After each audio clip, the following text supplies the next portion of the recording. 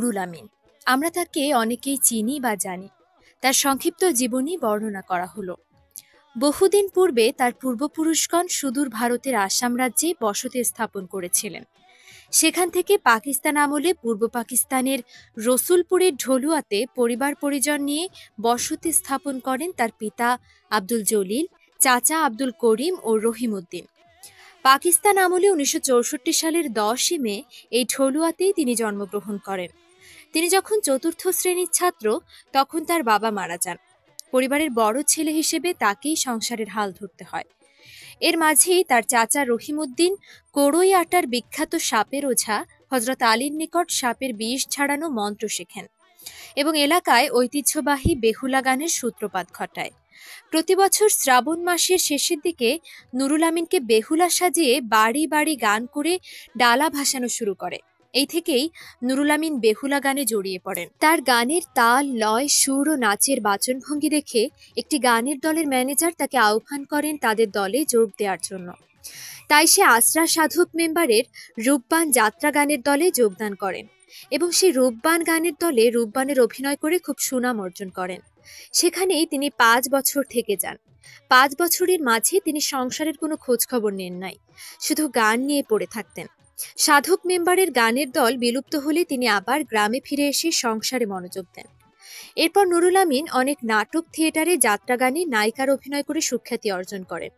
রামযাত্রা গানে সীতাহরণ পালায় সীতার অভিনয় করে এবং রাজা হরিশ্চন্দ্র যাত্রাপালায় বামা ঠাকুরের অভিনয় করে অনেক পুরস্কার লাভ করেন। এলাকার ছোট ও যুবক ছেলেদের নিয়ে বেহুলা গানের দল গঠন করেন। তৎকালীন সময়ে ঢোল, বাঁশি, হারমোনিয়ামের কোনো প্রচলন ছিল না। শুধু চটকতায়া ও খঞ্জন বাজিয়ে পাড়ার এ বাড়ির ও বাড়ির উঠান আঙিনায় বেহুলা গান গাইতেন। তখন থেকেই তার বেহুলা গানের দল প্রকাশ হতে থাকে।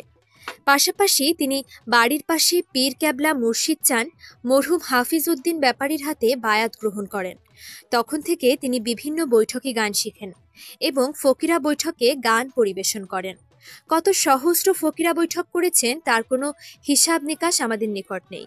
এর থেকেই তিনি ফকির উপাধি লাভ করেন এবং অনেকে তাকে ফকির নুরুল আমিন বলে ডাকতে শুরু করে। তিনি একসময় ফকিরা গান গাইতে গাইতে বাউল শিল্পী বনে যান। তিনি বাংলাদেশের বিভিন্ন জায়গায় বায়না করে বাউল গান করতেন এবং হিন্দু সম্প্রদায়ের সঙ্গে কীর্তন পরিবেশন করতেন। পাশাপাশি তিনি কোরআন ও হাদিস শরীফ সম্পর্কে অনেক জানাশোনা ছিলেন। তিনি অনেকের বাড়ি বাড়ি গিয়ে কোরআন শরীফ শিক্ষা দিতেন। এরপর তিনি চাচা রহিমউদ্দিনের কাছ থেকে ওঝা বিদ্যা অর্জন করেন। শুধু তাই নয়, দাদা ওস্তাদ কোড়ই আটার হযরত আলীর থেকেও সাপের বিষ নামানো শেখেন। পাশাপাশি নিজ গ্রামের মুন্সি শুকুর মাহমুদ থেকেও অনেক মন্ত্র ও কবিরাজি শিক্ষা গ্রহণ করেন।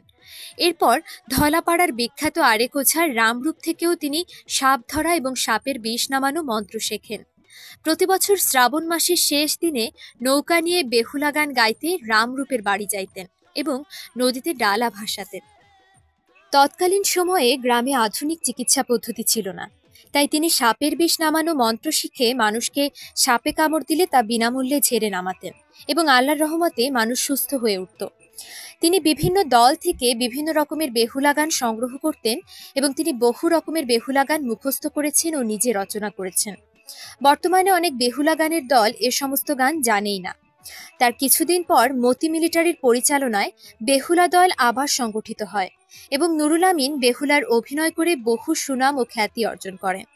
তার মতো নাচের বাচনভঙ্গি এখন পর্যন্ত কোনো দলের কোনো বেহুলার হয় না এবং ভবিষ্যতে হবে কিনা তাও আমাদের জানা নেই।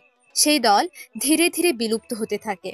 অনেকদিন পর ওস্তাদ নুরুল আমিন ও আরফান ম্যানেজারের উদ্যোগে পুনরায় বেহুলা গানের দল সংগঠিত হতে থাকে। ভুট্টু মেম্বার সাহেবকে সভাপতি করে ধলপুর গানের প্রতিযোগিতায় প্রথম রাউন্ডে খুব সুনাম অর্জন করে আসে। দ্বিতীয় দফায় যখন গানের আসর করে তখন শালিকার রসুলপুর হতে বেশ কিছু সংস্কৃতিমনা লোক বেহুলা গানের দলে যোগদান করে। তৎকালীন সময়ে ডাক্তার হাফিজ উদ্দিনের পরিচালনায় এই গানের দল আরও এক ধাপ এগিয়ে যায়। এই গানের দলকে আরো 2 ধাপ উপরে ওঠার জন্য ফজলুর রহমান তালুকদারের মাথায় এমন এক বুদ্ধি আসলো যে আমরা সর্বপ্রথম যাত্রা স্টেজের মতো মঞ্চ করে গান পরিবেশন করব এবং তার খরচ আমরা বহন করব। তার পরামর্শ অনুযায়ী সর্বপ্রথম বেহুলা গান মঞ্চে পরিবেশন হলো।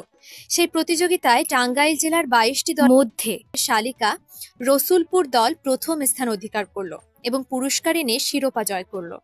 ইহাতেই নুরুল আমিন ওঝার সারা জীবনের সাধনা সার্থক হলো।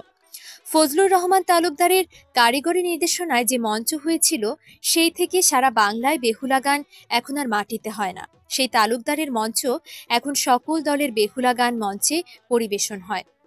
তিনি যে মডেল করেছিলেন, সেই মডেলেই চলছে এই লোকসঙ্গীত বেহুলা গান। বেহুলা গান আসলে লোকসঙ্গীত। অঞ্চলভেদে একে ভাসান যাত্রা বলে থাকে। পরিশেষে ওঝা নুরুল আমিন ফকির তার জীবদ্দশায় প্রতি বছর বাংলা সনের শ্রাবণ মাসের শেষ দিন তার বাড়িতে বেহুলা গানের আসর জমাতো এবং আমৃত্যু মানব সেবা করে গেছেন।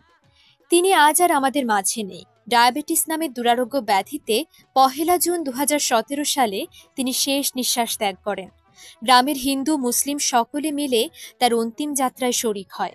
তিনি মৃত্যুর আগে তার ছোট ছেলে রুহুল আমিনকে অনেক কিছু শিখিয়ে যান।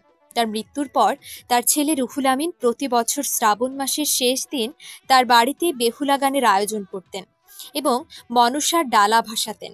ওঝা নুরুল আমিনের জীবনে অনেক বাধা বিপত্তি সত্ত্বেও তিনি এই গান ছাড়েননি।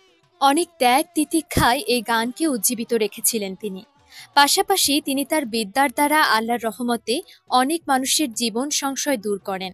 তার অনেক বন্ধু বান্ধব, আত্মীয় স্বজন ও শুভাকাঙ্ক্ষী বর্তমানে রয়েছে। আপনারা সকলেই তার জন্য দোয়া করবেন, তার বিদেহী আত্মা যেন বেহেশতবাসী হয়। তথ্যসূত্র শ্রী শ্যামল চন্দ্র সরকার, বিএ কাব্যতীর্থ।